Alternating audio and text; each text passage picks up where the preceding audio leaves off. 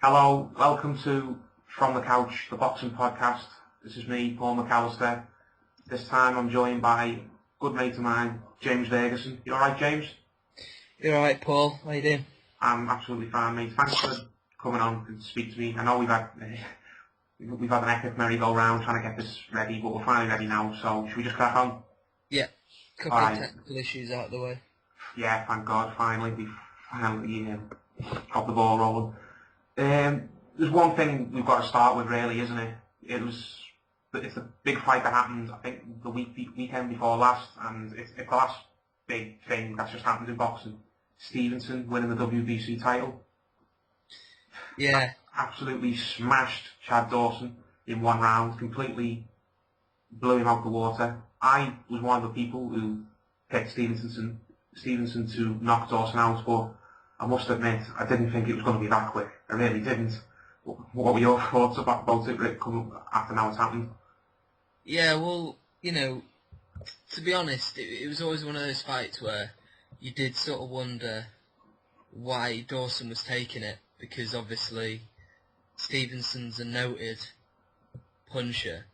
I just think, what was he playing at? Sort of going from a devastating loss to Andre Ward, where he, obviously took a lot out of his body making the weight, took a lot of punishment during the fight, and then he goes in against a one-punch knockout artist, who always looked like the kind of guy in his build who'd carry the weight well going up in weight. It was poor management. It was poor management on Dawson's team, sorry.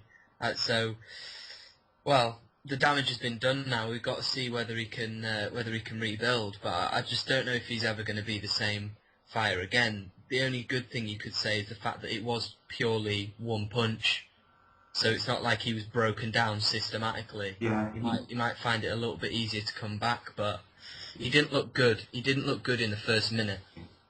Yeah, his management could maybe spin it to make it seem like, oh, Stevenson got lucky, sort of thing. But yeah, possibly. The thing everyone was saying, everyone who was picking Stevenson to beat him anyway, was that Dawson was just ruined off the Andre Ward fight. That, as you said, it completely destroyed his psyche, and he's not the same. Yeah. Now, it's a bit hard to tell whether that's the case, seeing as the fight was so short. Yeah. But I personally thought it was true going into the fight, and I think it's true now, because with Dawson, if Dawson was still the same fighter he was a couple of years ago, when he left himself wide open like that, I think he's clever at Dawson. I don't want to slag him off, but do you think it was a case of he did not look interested at all? I know it's hard to judge going on 1 minute, but you got to think, like, would he have been caught like that a couple of years ago? No, well, that's the thing, he didn't look quite right in the first minute. I mean, the problem is that when people are warming up to a fight, in the first minute of a fight, you can't start stripping a guy to bits.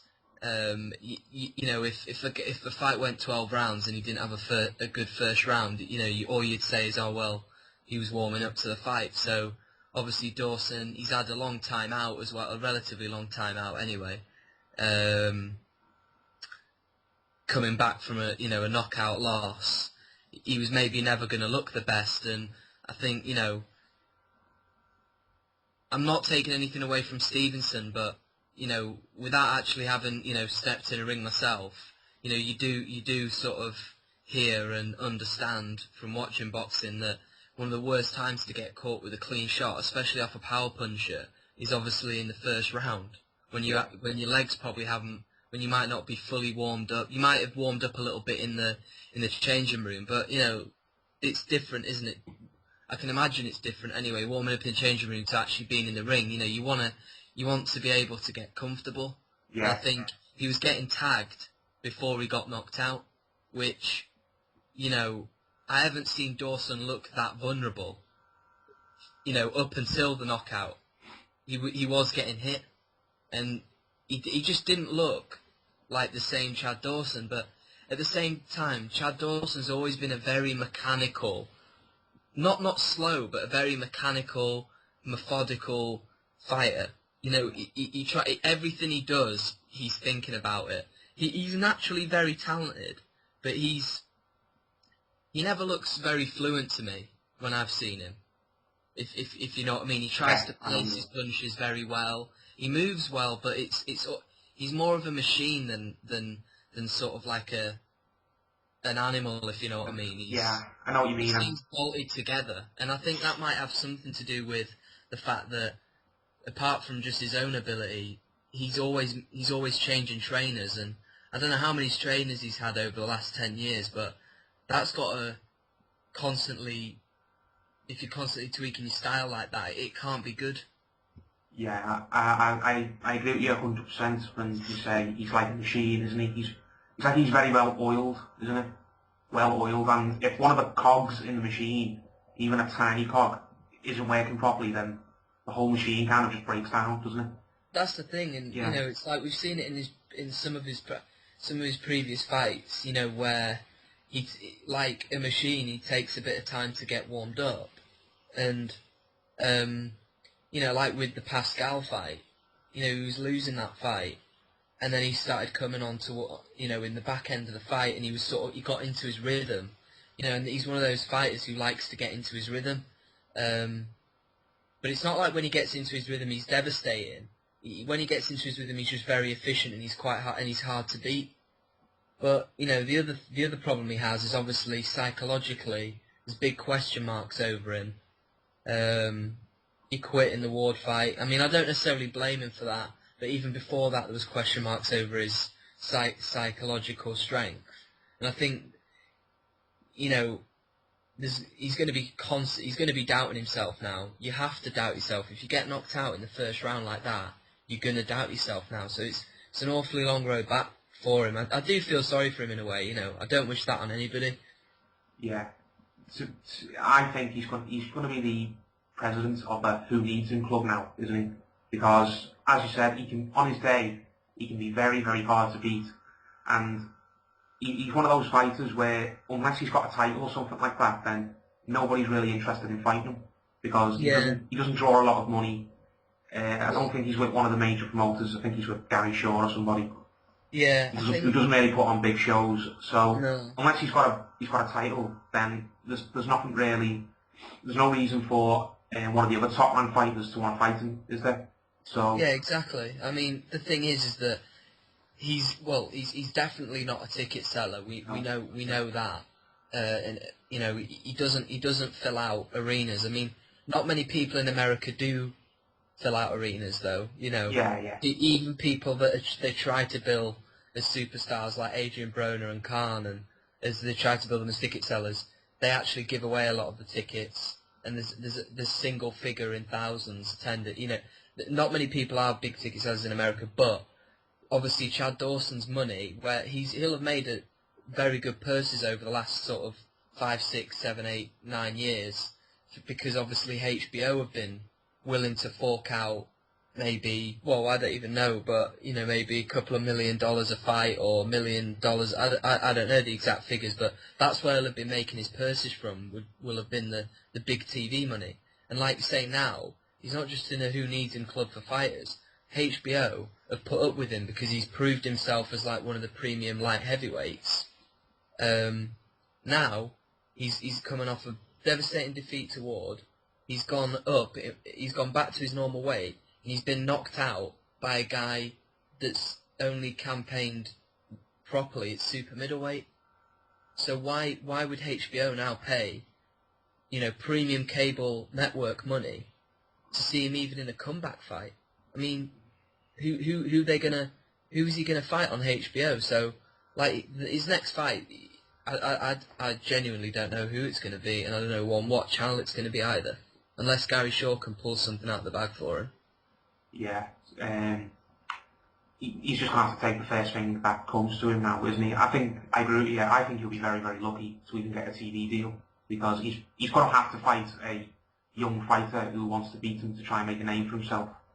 But it's probably going to be a young fighter who nobody knows, and the TV companies are not going to be interested in Dawson against somebody they don't know. Like you said, they're not going to pay the money because he's had all his good stock just wiped out completely in those 2 fights. That's the thing, and you know, it's when in boxing it does seem as though there's not very much room at the top, you know, in the premium. I mean, obviously you've got people like Mayweather. Forget about them. They're like just in their own. They're in their own stratosphere in terms of money. Your Mayweathers and your Pacquiaos and whatnot. But those guys below, you know, the guys that you see on HBO that have and Showtime, not pay-per-view, but you know, they're sort of the World Championship boxing nights and things like that. It's very easy to fall off of that. You know, all you need is a couple of back-to-back losses.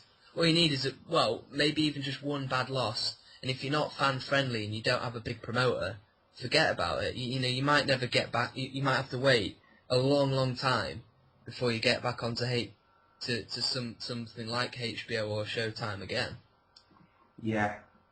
Stevenson, now if we flip it round, now that he's won, he's got himself a golden ticket, hasn't he? They're going to be queuing up to put him on HBO and Showtime, aren't they? He's opened up a lot of doors for himself, hasn't he? Yeah, I mean, one thing that, you know, obviously just to say is, you know, that HBO have got a massive leaning and bias towards Andre Ward. Yeah. You know, obviously Golden Boy have moved out. Top ranks, top guy Pacquiao is obviously at his all-time low in terms of stock at the moment. So HBO need that new superstar. They're obviously wanting Ward to be that guy. They're wanting to be one of their marquee fighters, and you know they'll be looking to put him in with a guy like Stevenson, who I think Ward would beat him, but you know that would be a good fight for Ward in that it would actually get the fans salivating because they'll see what Stevenson did to Dawson, and he did it in a tenth of the time that Ward did it in. Yeah, very remarkable, isn't it?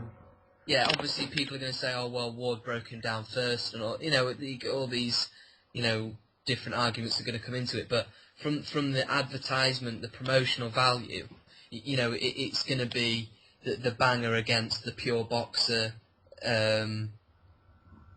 The fact that Stevenson can come down to 168 and then, you know, they're on about a two fight deal, one at 168, one at 175.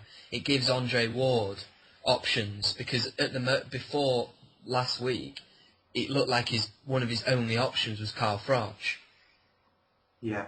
So all of a sudden, Stevenson's win not only makes Stevenson stronger, but it makes Ward's negotiating position stronger as well. Yeah, we've been saying it, haven't we, for a long time. Ward's been in that position, well, a really horrible position, where he's got so few options. Yeah. For big fights, and a shiny new door has just opened for him with that shock. It's not a shock result for me, but it was a shock result for many people. And Stevenson's kind of come out of nowhere. He's on the scene now, isn't he? Boxing fans are talking. Oh yeah, he definitely is, and obviously he's had a huge night on HBO. Even in America, he's known because you know Sky invested in the fight because Bellew's got the mandatory position. So yes, and you know more importantly, he's got a hometown fan base. You know he's probably, you know he's not as big as Bute and Pascal, but he's building that fan base in Canada, and being that he's in and around the same divisions as them, and he's just had an unbelievable, you know, sort of win against Dawson. His stock in Canada, where you know they fill out stadiums for fun over there. Stadiums, you know, venues like the Bell Centre. They fill them out for fun over there. So yeah, he's got a lot to offer. I mean, he's got a lot to offer Andre Ward because Andre Ward, up until the other week ago, obviously he was entertaining the Froch fight, but then he was going on about guys like Chavez, you know, guys like Golovkin, who they can go up in weight, but they're not in his weight division. Because he's cleaned everybody out, so it gives him a new face to look at. Yeah, and at a time when he badly needs a new face as well. Yeah, definitely. I can see that fight happening, to be honest, because, like we've said, Ward right now needs to jump on any train he can out of the station. Stevenson's made it clear that he wants a big fight on HBO. I don't think he's interested in fighting Bellew. I think I read something today where he said he didn't even know who Bellew was. He's not interested in coming to Wales to fight Cleverly. I don't think Cleverly would go over to America to fight him. I know him and Warren would bang on, they do, but come on, to be realistic, I don't think they would. So I think Stevenson will add fight wars, or he might hang on for a little while and he might fight the winner of Butte Pascal in an all-Canada fight, like you mentioned. It would be huge, wouldn't it? I think Stevenson, he's not young, is he? He's in his 30s. No, he's up 35. I think Stevenson will fight before. I can definitely see the Pascal Butte fight happening, and like one of them will be probably cashing out in that fight. That's a fight definitely for 2014. But I think he's definitely going to fight again in 2012. 2013, sorry. I'd be shocked if we didn't see him in the ring again, and whether that's against a Bellew or an Andre Ward. I mean, the thing is, as much as I respect Andre Ward, and I've even said in the past I think he's pound for pound number one. He's getting to that point now where he actually needs to stop being an announcer and an analyst. He needs to get in the ring. Yeah. Because we can't just keep on giving him credit for guys, say like just taking the view of, oh well, he beat guys like Stevenson. He's got to actually now start going in the ring again and proving it. Yeah. Because summer goes past very quickly, and we're going to get to September again, and he'll have had like near a year out of the ring, near enough. Yeah. So he needs to start putting in performances, proving once again why he's seen as the elite guy in his weight class. Yeah, I know he's been injured and stuff, but I think he's been training for a couple of weeks now, so yeah. And I think so. He needs to really start pulling his finger out and getting some fights made. Yeah, I think he's in the process of changing promoter, isn't he? I think he's leaving Bangus and trying to go with Top Rank. So hopefully, like something happens there and they get him a fight for the summer, because, like you said, he's a great fighter, but he's got to get a move on now. Yeah, I mean, the thing is, I'm not sniping at him because, like I say, I've got the utmost respect for somebody like Andre Ward. But the problem I have is that, well, firstly, it's not his fault that he's been injured. Nobody can help being injured. It is what it is. It can take months and months for the shoulder injuries to heal, and obviously some people never come back from those sort of injuries. So I'm not knocking him for not getting in the ring, but the problem I have is when you see him on sort of HBO, and you've got HBO sort of talking about him, and him talking as well a bit, like you would expect a boxer to do, but almost as though, he's doing things that he hasn't actually done, almost giving him credit for things he's yet to, giving him credit for fights he's yet to have. Yeah. Sort of thing. There's no time like the present, is all I'm saying. He needs to get into a big fight by September. I mean, if he's not been in the ring by September, you've got to start wondering, when is this guy, going to actually come back? Yeah.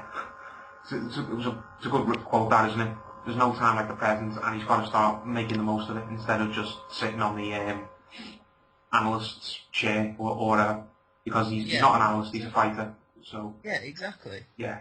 Another light heavyweight, Nathan Cleverly, today. Yeah. He announced a fight for August the 17th, I think, but the opponent is to be announced. TBA, the infamous TBA. They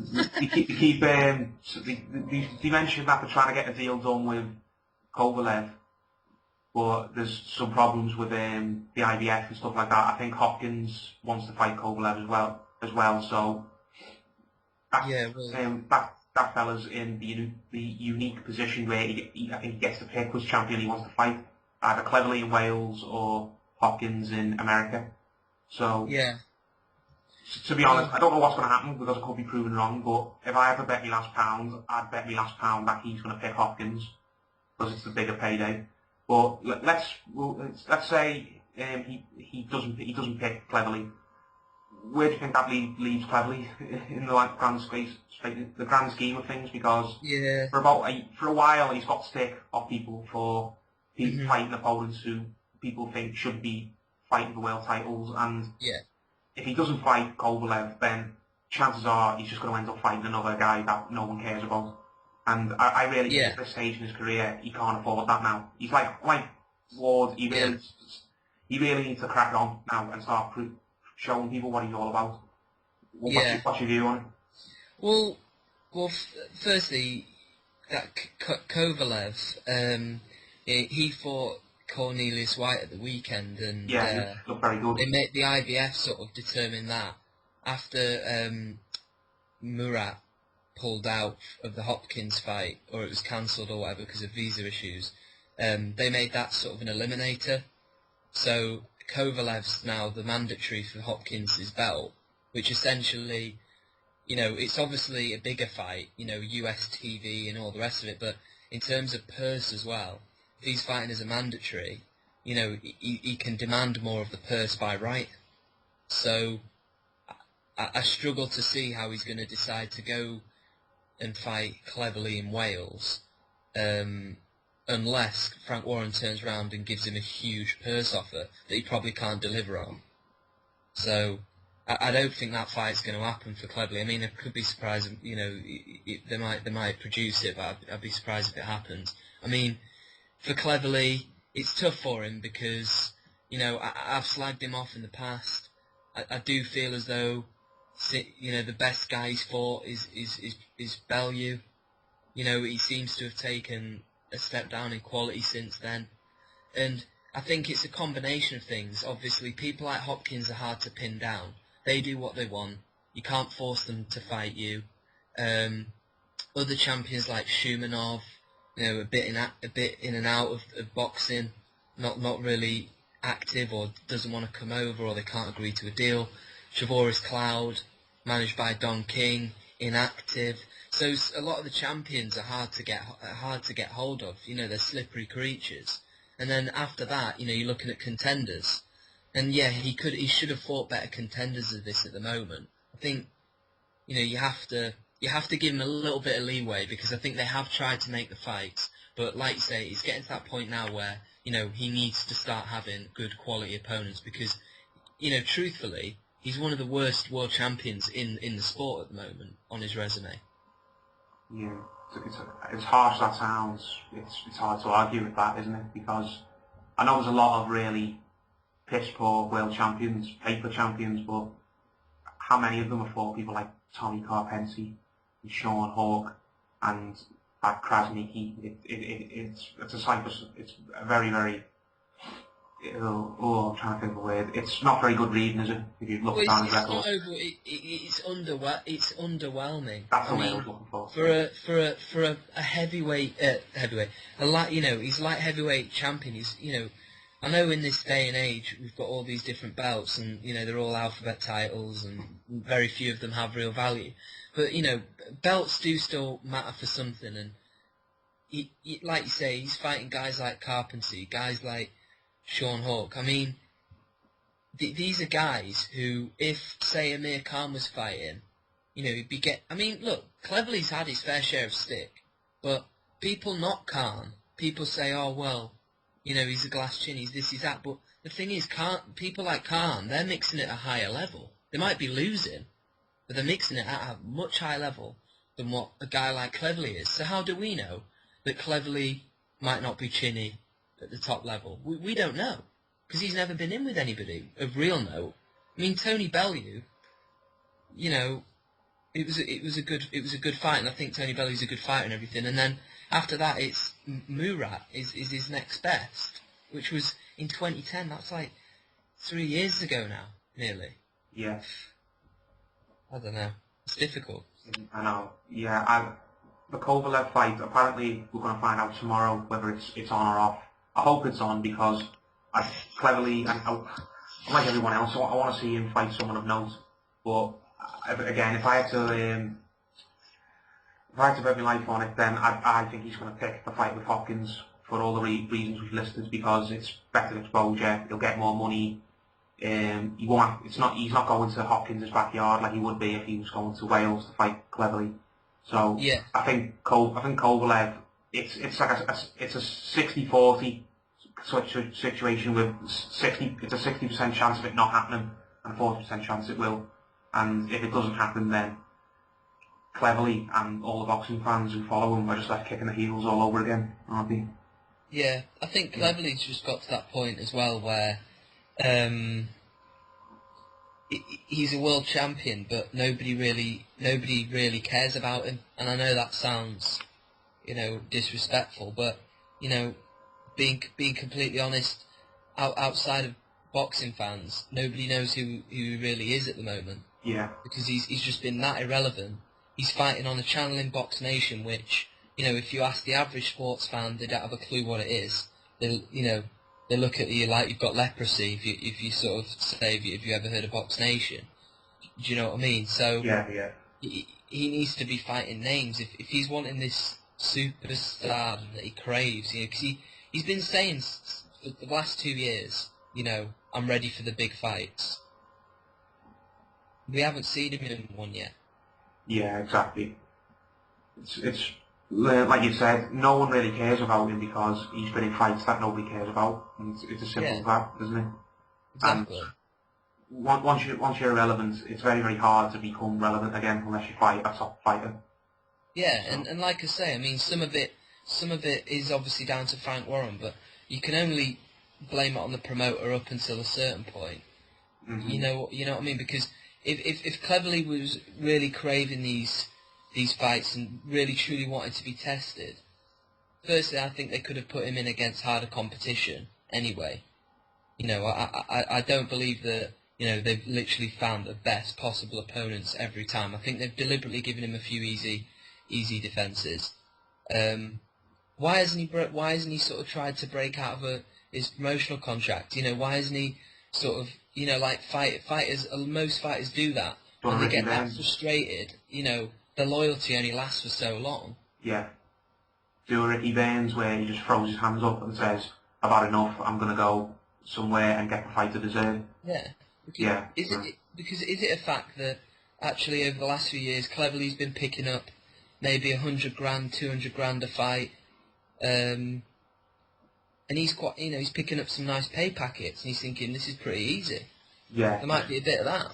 As much as he gives it the big, as much as he gives it the, I want the big fight. I don't doubt that he wants the big fights, but you can blame it on the promoter to a certain point because we're human beings at the end of the day. You make your own decisions, and he doesn't. If he really wanted to not be with Frank Warren, he wouldn't have to be. Exactly. Well, we'll leave Nathan Cleverly there. Another fight I want to talk about. I personally think this fight's flying a little bit under the radar in the sense that not many people. I think probably because it's only a 10-rounder. Most people are not viewing it as a big fight. Kell Brook and Carson Jones too. Yeah. Yeah, that's on next month, I think, in Hull. Yeah. It's a 10-rounder at a catch weight. We'll get into that. And Carson Jones is coming back to try and finish what he started, really, because in the last fight, he had Kell Brook out on his feet, to be honest with me. Kell Brook wants to prove a point that he's better than Carson Jones, and that he is as good as Eddie Hearn makes him out to be. So, we'll get into that. Do you think it's a good fight for Brook? Do you think it's a fight he needs, or would you rather have seen him go somewhere else? Well, the first fight was a great fight. It probably shouldn't have been a great fight, if you want to believe any of the hyperbole that Sky dish out, it shouldn't have been a particularly good fight, but it was a great fight. So from an excitement standpoint, I think you're probably thinking, well, this should be fireworks, maybe for the full 10. It might not even go the distance, depending, if maybe Brook can get a stoppage. But no, I think, look, Kell Brook, he's been knocking on the door for a world title for a long time. Even before Eddie, he was with Eddie Hearn. Obviously Frank Warren has talked about how he jostled him into position to fight for, the WBO title, I think. And so he's essentially been a bit like Cleverly, just not with the world title. Yeah. If you sort of that's a good point. Yeah. So again, he got injured, right? He got injured once, you give the guy a pass. Devon Alexander gets injured. That's not Kell Brook's fault. But then, to get injured again, I want to 100% believe him, but I've just got this niggling thing in the back of my mind where I just wonder if maybe they peaked beautifully for the first rescheduled date where Devon Alexander pulled out, and then maybe training didn't go quite as well. Maybe they weren't on weight because he's a big welterweight, remember? Yeah. And maybe he wasn't quite firing on all cylinders, and they just sort of thought, oh well, we're not quite 100%, so let's pull out. Now, you can't do that when you're the challenger. You know, boxers always say everybody carries niggles here and there. Now, if he was really that badly injured that he couldn't have fought, fair enough. You know, fair enough. And we have to take his word as golden, but there's just something there that's just not quite right for me. And the fact that he's coming in against Carson Jones, a guy who's ultimately average. You know, let's get it right. This guy wasn't a killer when he went to face Kell Brook the first time. Since then he's had a draw against a nobody, right? And from what I can see on Facebook and stuff like that, he's eating burgers and stuff. So yeah, I was going to mention that. Yeah. It's a fight I struggle to get excited about, but it wouldn't surprise me to see an upset, to be honest, because boxing's like that. I think people are just expecting Kell Brook to come back and walk through him, and you know, I expect him to win, but just never be surprised. Yeah, picking up on what you said, I've got Carson Jones on Facebook as well, and I will testify that he is always posting pictures of food such as KFC buckets and big hamburgers with chips and big steaks. So he's obviously not taking his diet very seriously, is he? Yeah, I know it's like a catch weight, and even if he makes the weight okay, eating. I'm not a dietitian or anything like that, and the way I look, I'm in no position to have a go at someone over what they eat. But just from common knowledge, eating all that junk food, it's not going to do his stamina very good, is it? If he's got a body full of fatty foods, then can he really go 10 rounds? Can he really go 10 rounds? You know, will he be okay for like 3 or 4 rounds, and then his body, his muscles will just die on him because he's not got any healthy stuff in his system? Yeah, exactly. I mean, like you say, you're not a dietitian, I'm not a dietitian either. Obviously there's people like Mayweather who train like absolute beasts, and they even eat fast food. Like Mayweather's always shown, you know, in his documentaries and stuff, eating fast food, but obviously he will balance that with a ridiculously good diet as well. They'll have personal cooks and everything like that. I don't think Carson Jones can afford that sort of, you know, treatment that Mayweather gets, clearly. Yeah, I mean, I know what you mean. There's questions. When you see things like that, you've got to question, can he go to 10? But then we don't know maybe what he did when he wasn't in the spotlight. Maybe this isn't any different to what he's always done. Maybe it is, but like you say, it doesn't. From what we know, it just doesn't seem to, it doesn't really look good for him, does it? No. But hopefully it'll be a good fight. But I mean, this is less about Carson Jones and more about Kell Brook. This fight, Kell Brook has got an awful lot to prove here. Yeah. He needs to not just scrape a majority decision. He needs to put on either a very impressive unanimous decision or get a knockout. Because if he doesn't, you know, he's going to be getting dragged over hot coals. Yeah. After the last fight, there was a lot of people like to hit him with a stick for that last fight, saying, "Oh, when they're saying his stamina is no good, and that he got lucky because it was in his hometown, and that you'll get knocked out at the top level." He's got to go in with a chip on his shoulder in this fight. Really, he's got to go in there like a pissed off Rottweiler, in my opinion. He's got to absolutely take Carson Jones out and kind of, do you know what I mean? Kind of all the people who are saying he's no good. He's got to go in there and prove a point to them and stick his finger up.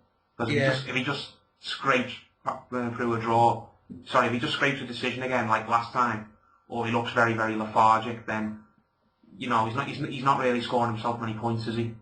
And No, exactly. I No, think I personally think I don't know what's going on, whether he's still the mandatory for the IBF or not. I've not checked, but you know, I think unless he's very, very, very impressive against Carson Jones, then I really don't see him getting back in the title picture. At least not for now. I think if he just struggles again, then I think all the champions at welterweight, I think they're all either all owned by Golden Boy or all owned by Top Rank, aren't they?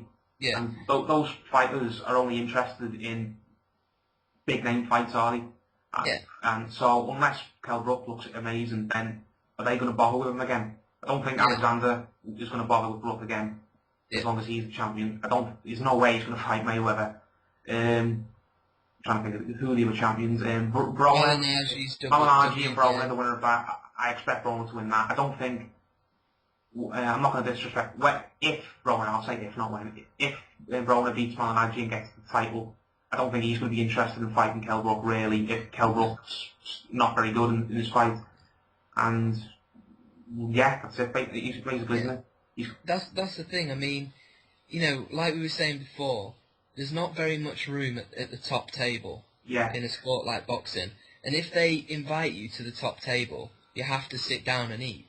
Yeah. You know, you can't sort of, you know, turn around and say, well, you've given me my invitation, but what I'm going to do is, you know, I'm going to pull out with this, I'm going to pull out with that. I mean, look, he said he was injured the first time, and I didn't even doubt that the first time. But it's the fact that it's sort of it's twice, just makes me something just doesn't seem quite right. There was that, and the fact that he was absolutely massive the week after on ringside, wasn't it? Yeah, I mean, a week after the fight was. There's little things. Yeah. We're not suspicious for absolutely no reason for anyone who's. Yeah, but I mean, look, he might have genuinely got injured twice, and you know, all the reports and everything that they've said points to that.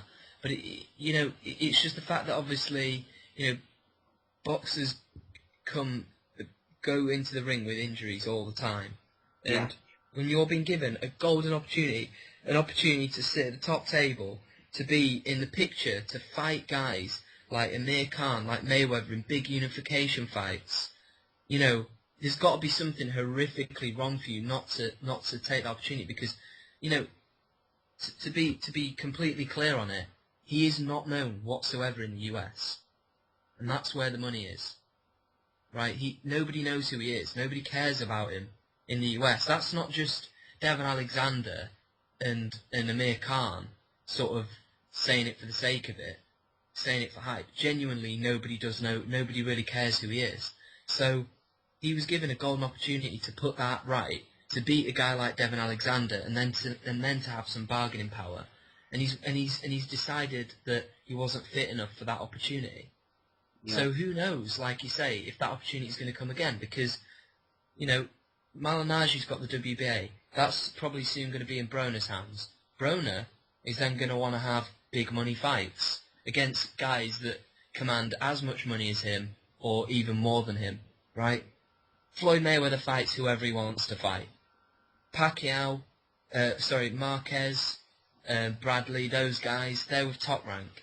They're not going to fight a Kell Brook anytime soon. No. And Devon Alexander and Amir Khan, they're going to look to unify with the Mayweather. So, you know, Kell Brook's further away from a world title for me than he ever has been. Yeah.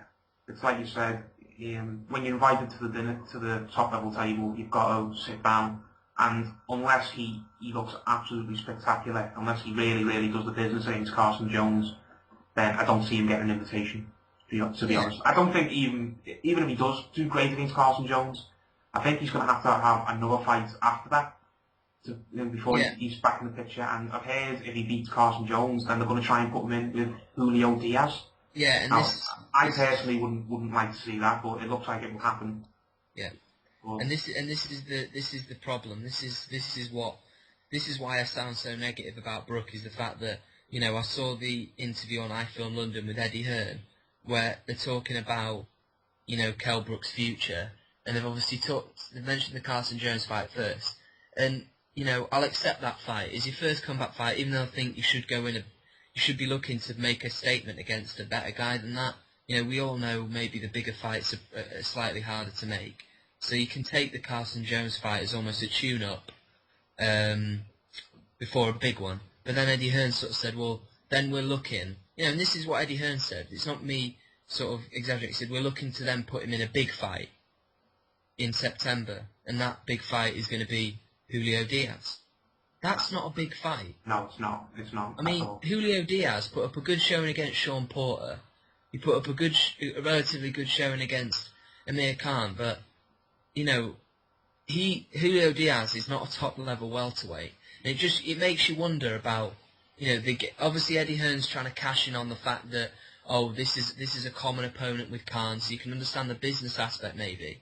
But you have to wonder about how much does Eddie Hearn believe in his fighter? It's a very, very good point, that, isn't it?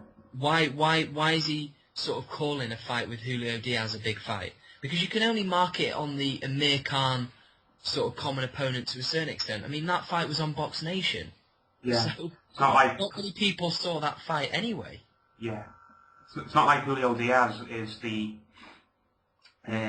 top of the fashion range, is he? Sort of thing. Everyone wants a piece of him. Yeah, it's not like it's not like Amir Khan last fought Shane Mosley.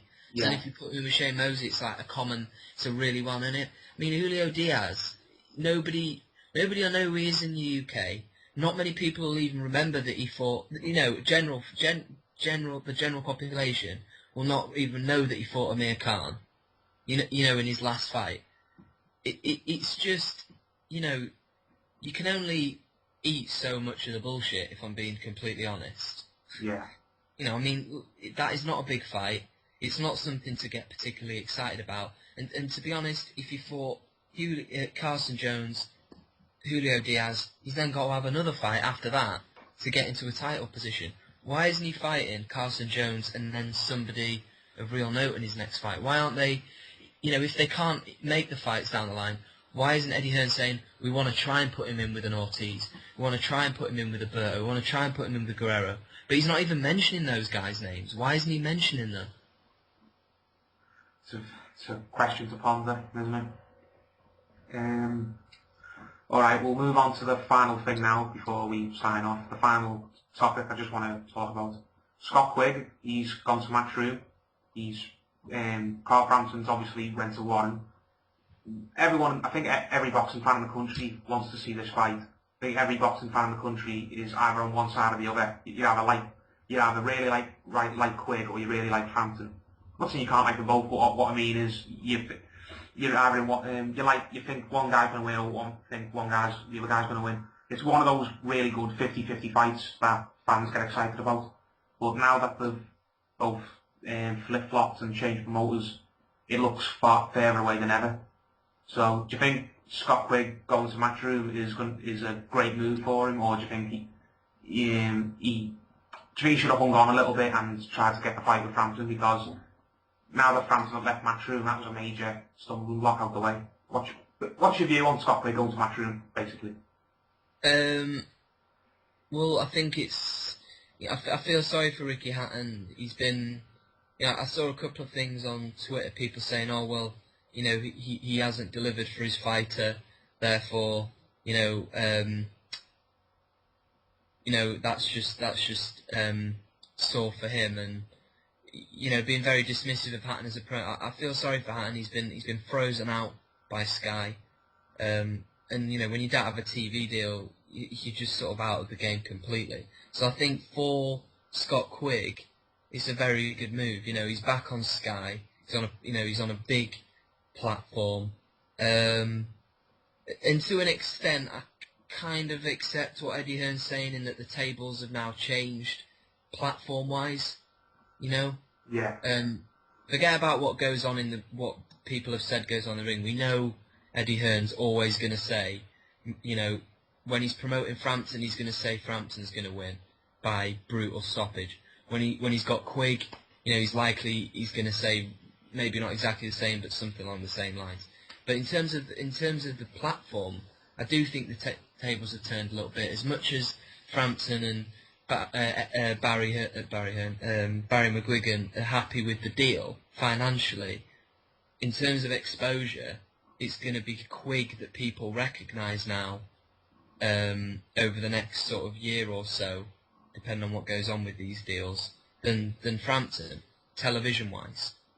You know, so I think he's a good deal for Quigg, and I just think it's a shame that Frampton's moved, because I think that Eddie Hearn would have actually, if he'd have signed both of them at the same time, which I think he probably would have done that actually, and I think he then would have gone to have made that fight, because Sky would have put pressure on him, number one, but number two, in terms of the super bantamweight division, there's not that many big money fights out there, so they might as well get some money while there's some money there. Yeah, I think he said in his live film interview he's been trying to sign Scott Quigg for a while, hasn't he? Because he wanted to put the fight on with Frampton, but then Frampton kind of just picked up his toys and left with buying Quigg, and coincidentally, it was just before he managed to finalise the deal with Quigg. But yeah. He was up Carl Frampton's backside for a long time, he is his promoter. He's got to promote him. He's got to get his name out there. Yeah, of course. So he's got to butter Frampton's bread, and now that Frampton's not there anymore, and Quigg is, he's going to butter Quigg's bread. Yeah, 100%. You know, and Scott Quigg, he's got a good ranking with the WBA. I know they're saying he wants a title shot fairly soon. Do you think Eddie Hearn will get Scott Quigg the title fight now to kind of rub Frampton's nose in it a little bit? Because he was talking for a long time about getting a big title fight for Carl Frampton in Belfast, and now that Frampton's gone over to Warren, he's going to have to wait a bit longer for a title fight if he even gets one. And because, let's have it right, if you're with Sky and Eddie Hearn, you're going to get a title fight much easier than you are if you're with Warren and Box Nation. It doesn't matter who you are.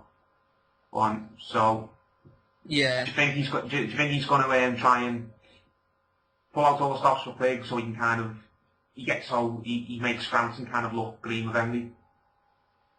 Yeah. I think. I mean, it's funny because obviously we've heard in in the last week or so, that Frank Warren has put an offer to Matchroom to make the Frampton Quigg fight, and obviously Hearn's turned around and sort of said, look, he's not ready yet, and people are seeing that as, oh well, he's scared for Quigg, and maybe it's a little bit of that, but I think, to be fair to Quigg, he's had a real tough time, sort of literally not knowing what is going on with his career. Yeah. So I'm not gonna begrudge him of wanting a warm-up fight. I know he's not necessarily been out for years or even a full year, but when you're out of the ring and there's that much doubt over what is going on with your career, it is going to mess around with you. So, I don't think we need to read in too much into that, if I'm being honest. But in terms of a world title fight, he could look to maybe sort of go for, I don't know, the IBF or something like that. I think, is it Romero's the champion? Yeah, I think so. There, and the WBC Terrazas, I think it is. But then obviously WBA, WBO, the proper titles. I mean, look, if they're going to go for one of these regular titles, they might pull anything out of the bag. But if you're looking at the proper titles, WBA, WBO, that's Rigondeaux. Now, you're not going to put, if you're hesitant to put him in with Frampton, you ain't putting him in with Rigondeaux. Because Rigondeaux is a real operator. Yeah. He is the real deal as far as I've seen. So, he might go for a WBC or an IBF, or he might sort of try and manoeuvre him in for like a WBA regular title or something like that. To give him something to take to the bargaining, to be able to bargain with. But Quigg isn't as much of a ticket seller as Frampton is, so it's a little bit harder for Quigg. I think it's a little bit harder for Quigg. Yeah, Quigg. I think he's out next month on that whole card, isn't he? Well, no, he's on this month actually. Rock and Crow. That is the. I don't know whether that's the best or the worst name I've ever heard. But I think the fact that we're talking about it, it does its job. Yeah, exactly. But he's on that bill. I don't even know who the opponent is, but it'll probably just be a knockover job, a warm up. Yeah, again, like you said, we can't begrudge him of that, seeing as he's been out for so long. But after that, yeah. I really want to see the Frampton Quigg fight. I really, really do. But now this has happened, I think it's just a million miles away now, because Eddie Hearn turned down the Frank Warren deal. Whether that deal was a real legit thing or whether Warren was just trying to score points and do you know what I mean? Like what you said, he was just trying to make Hearn and Quigg look bad. Or whether he was serious, I don't know. But the only way that fight is happening is if it happens on Sky, in my opinion. And I can't, after what's just happened, I can't really see Frampton and McGuigan going back to Sky for the time being. Not with I personally think, they might not say it in public, but I think there's got to be some bad blood now between them. And I don't mean in the sense that they absolutely hate each other, like a Mike Tyson Don King thing, where they've got nothing nice to say about each other, but they've obviously they've not just shook hands and said, all right, see you later. They've had a bit of a falling out or a difference of opinion, and now I think Eddie Hearn is not going to. Carl Frampton's not going to go back to Eddie Hearn, cap in hand, anytime soon, and Eddie Hearn's not going to go pick up the phone begging him to come back anytime soon. No, I agree with you. I think, firstly, Warren's in the equation as almost like a co-promoter now for Frampton. Yeah. So I think his promotional capacity is literally providing a television platform. After that, the promotion is essentially Barry McGuigan. Yeah. And Frampton and how Warren might get a cut of the money for that development. I'd imagine he would, but Warren's capacity is, as far as I understand, is literally providing a TV platform. Obviously, maybe some other bits, but that's essentially his offering. Now, if they decided to put the fight on between Quigg and Frampton, I agree with you. I think it's further away than ever, because if they did make that fight, it takes Warren completely out of the equation. What is Warren bringing to the table? If he's not bringing TV, he's just cut out completely. And I think, going on to the second point, there clearly is bad blood between them. McGuigan feels as though Frampton maybe was being neglected a little bit. Maybe he was, but I think it's more down to the fact that McGuigan wanted more sort of power over what was going on. More to the point, he wanted a bigger slice of the cake. Yeah. And Hearn wasn't willing to give him it. And, it's all right, Hearn sort of saying, conflict of interest, but, he has a very similar relationship with Adam Booth. Now, I'm sure if we rang up Eddie Hearn on the phone, as he always seems to ask people to do, and we asked him these questions, I'm sure he'd give me, a list of reasons as to why that's different. But, we don't know the ins and the outs. Yeah, at the end of the day. Frampton and Quigg, I think it will happen, but I don't see it happening in the next year or next 18 months. I think the only way it would happen is if one of them wins a world title and the other one gets out of his deal and goes over the other side to challenge for it. But Quigg, whether Quigg's going to win a proper world title or a paper world title it's up for debate, and we don't know what's happening there. Whether Frampton, because I've heard Frampton's going to have 3 fights before he even gets a chance at the world title now. He's going to. He's took a step back, in my opinion, in his route to the world title by going to Box Nation. Definitely. So it's kind of off the table for now, which is it's a massive shame because we need big fights like this. We do need big fights. They're the type of fights that are good for boxing. The big 50-50 fights that get people talking. No one wants to see Scott Quigg against some knockover job, which is he's going to fight next week. No one wants to see Carl Frampton against a knockover job. He's probably going to fight next month. You want to see them in big world title fights or big domestic fights. Yeah, exactly. I think the one thing is though that we should take from it is that whether it's a good decision or a bad decision, Frampton's demonstrated that he's willing to put himself first, and he's willing to make bold moves. So if he's willing to make a bold move and to go to Warren for what he sees to be a better deal financially, you know, for his family, for McGuigan and things like that, and he feels he's going to get a bit more dedication to his career from the TV company that he's going to go to. You know, let's not sort of fall into the trap of thinking, oh, he'll never go back to Sky. I mean, you know, if it makes sense for him, he will go back to Sky. Yeah, you know? I just don't see it happening in the next year or so. I think that's the thing. It'll be a year, 18 months, and like you say, get a world title on the line for one of them, and it'd be a huge fight, be a huge domestic fight. But the only problem is that it's one of these things where, you know, it's like all these fights, like Pacquiao Mayweather, one of them ends up losing. It's like Gamboa Lopez, one of them ends up losing. Price Fury, one of them ends up losing. The lust goes out of the fight. So you need to be very, very careful. And I think we may be getting to that point, that crossroads now, where, you know, it's getting to that point where Quigg is going to step up eventually. He could easily lose at world title level. And the same for Frampton. So, you know, if we do see the fight, it might not be on the terms that we wanted to see it. Yeah, and even though the fight would still be great and all that, but again, we want it. The boxing matches, you either want it perfect or we consider it no good, sort of thing. Do you know what I mean? Yeah. We always want a certain fight at a certain specific time. We won't have it. Just where it's a little bit different. And Frampton Quigg is a perfect example. We want it now because they're both up and coming. They're both undefeated. They're both making a lot of noise for world titles. And if they fought a year or two down the line, when one of them might have a world title, but by then one of them might have lost. One of them might have fell out the public eye. One of them might have been exposed in a fight, and everyone thinks he's not very good anymore. So you want to see it now while the stock's both very high, don't you? Yeah, exactly. And I mean, the thing that I find frustrating about this is that, you know, when a fight like Mayweather and Pacquiao doesn't get made, I'm frustrated, very disappointed. You know, every fight they're in after that doesn't seem, you know, like it's too exciting because it's not the fight that you want.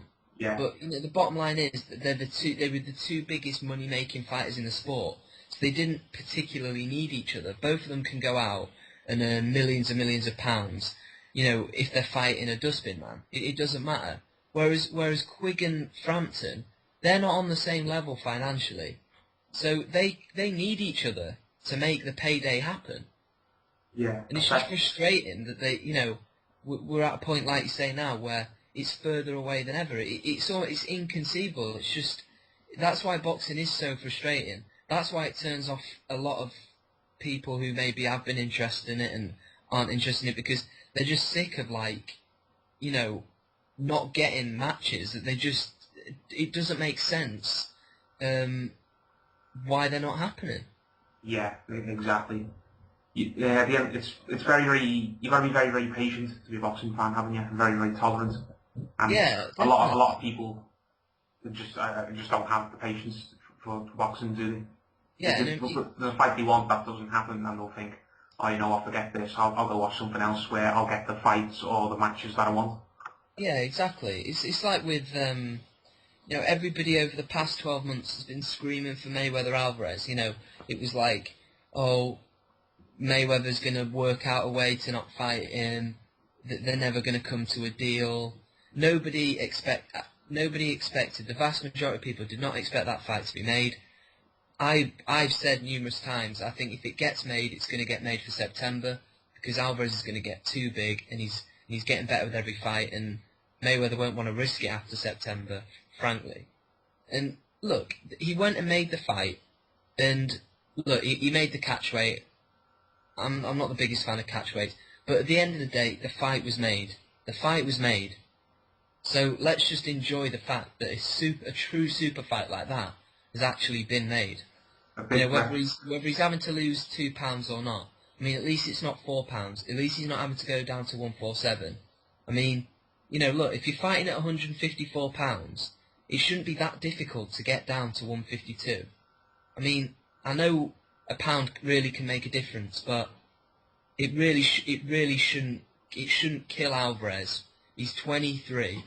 He should be able to lose that weight if he trains properly. So it's still got a lot of luster to it, and it's the fight everybody wanted.